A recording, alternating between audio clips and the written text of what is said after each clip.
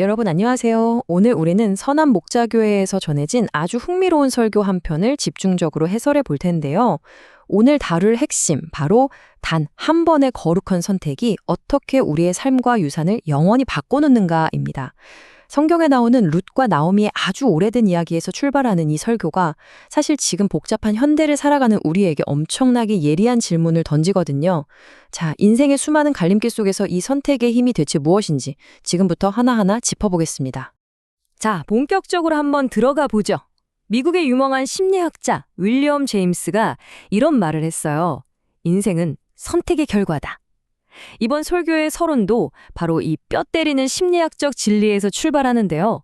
생각해보면 우리는 매일 아침, 점심 뭐 먹을지 같은 아주 사소한 결정부터 인생의 방향을 완전히 뒤틀어버리는 거대한 결정까지 진짜 수많은 선택을 하면서 살잖아요? 이런 매일매일의 결정들이 겹겹이 쌓여서 결국 지금의 나라는 사람의 뼈대를 만드는 겁니다. 그러니까 선택이 없었던 순간은 정말 단 한 번도 없고 그 작은 선택 하나가 우리 평생의 궤적을 완전히 바꿔놓을 수 있다는 걸 이 이야기가 아주 명확하게 짚어주고 있습니다. 첫 번째 파트입니다. 기쁨에서 쓴맛으로 한 가족의 비극적인 여정을 먼저 따라가 보시죠. 선택의 진짜 무게를 이해하려면 상상조차 힘든 고통을 겪었던 나오미라는 여성의 삶을 들여다봐야 합니다. 한 사람의 인생 기반이 얼마나 순식간에 무너져 내릴 수 있는지 한번 상상해 보세요. 첫 해에는 고향에 흉년이 들어서 가족 전체가 살기 위해 낯선 모압 땅으로 이주를 합니다. 그런데 재앙은 진짜 거기서부터 시작돼요. 2년에서 9년 사이 남편이 세상을 떠나고 설상가상으로 두 아들마저 전부 목숨을 잃습니다. 그리고 10년째 되는 해, 결국 이 낯선 땅에는 나오미와 두 며느리, 이렇게 딱 3명의 과부만 남게 되거든요. 불과 10년 만에 그녀가 평생 의지했던 모든 세상적인 기반이 말 그대로 산산조각 나버린 겁니다. 이때 나오미가 느꼈을 그 끝없는 절망감, 그건 그녀의 이름에서도 고스란히 묻어납니다. 원래 나오미라는 이름의 뜻이 기쁨이거든요. 그런데 이 엄청난 비극들을 연달아 겪고 나서 그녀가 사람들에게 이렇게 말합니다. 나를 더 이상 기쁨이라고 부르지 마라. 내 이름은 이제부터 쓰다라는 뜻의 말하다. 이렇게 요청을 해요. 내 인생은 이제 완전히 쓰디쓴 인생이 되어버렸다고 공개적으로 선언을 한 거죠. 자기 삶의 단맛이 싹 빠져버리고 쓴맛만 남았다고 느꼈던 그녀의 그 처절한 심정, 정말 언어적으로 너무 뼈저리게 와닿지 않나요? 하지만 여기서 설교가 아주 강렬하게 주목하는 놀라운 반전 포인트가 하나 있습니다. 찰스 스펄전 목사가 이런 말을 남겼죠. 하나님은 깊은 상처를 가진 사람을 깊게 사용하신다. 사실 나오미는 자기 인생을 마라라고 부를 정도로 철저하게 무너져 내렸고 원망도 많이 했어요. 하지만 여기서 진짜 중요한 건 그녀가 그 끔찍한 고난 속에서도 믿음의 끝만큼은 완전히 놓지 않았다는 겁니다. 슬퍼하고 좌절할지언정 그 상처와 고난이 오히려 더 큰 목적을 이루는 엄청난 도구가 될 수 있다는 영적 원리를 정확히 꿰뚫고 있는 거죠. 두 번째 파트, 이제 이야기의 초점은 며느리인 룻에게 옮겨집니다. 운명의 갈림길에 선 룻의 거룩한 결단입니다. 나오미는 이제 진짜 더 이상 잃을 곳도 없잖아요. 그래서 다시 고향으로 돌아가기로 결심하면서 두 며느리한테 각자 친정으로 돌아가서 새 삶을 살아 이렇게 권유를 합니다. 솔직히 가장 현실적이고 합리적인 제안이었죠.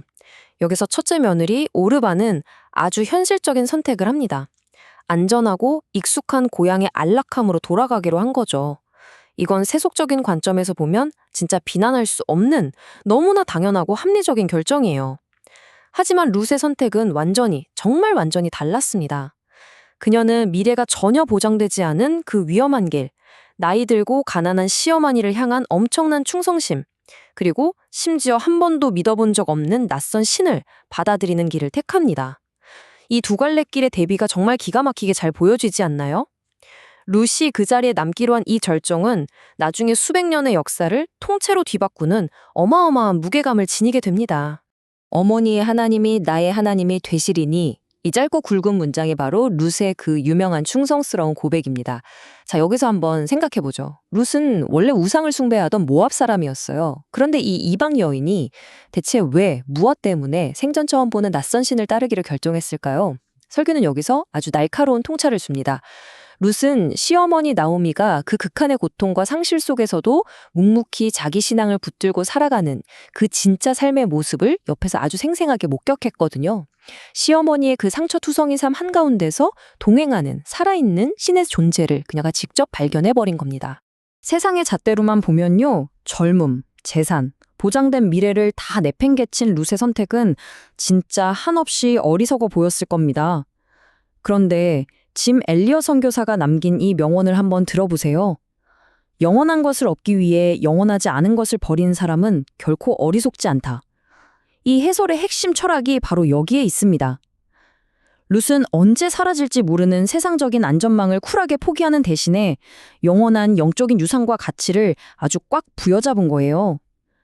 당장 눈앞에 보이는 얄팍한 계산기 두드리는 걸 멈추고 눈에 보이지 않는 아주 깊은 신뢰를 선택했던 거죠. 세 번째 파트로 넘어가 볼까요? 삶으로 증명되는 믿음. 말보다 행동이 먼저다. 이제 이 이야기가 지금 우리에게 어떤 의미가 있는지 살펴볼 차례입니다. 룻이 그렇게 거룩하고 엄청난 결단을 내렸다고 해서 그 직후의 삶이 갑자기 화려해졌냐? 절대 아니에요.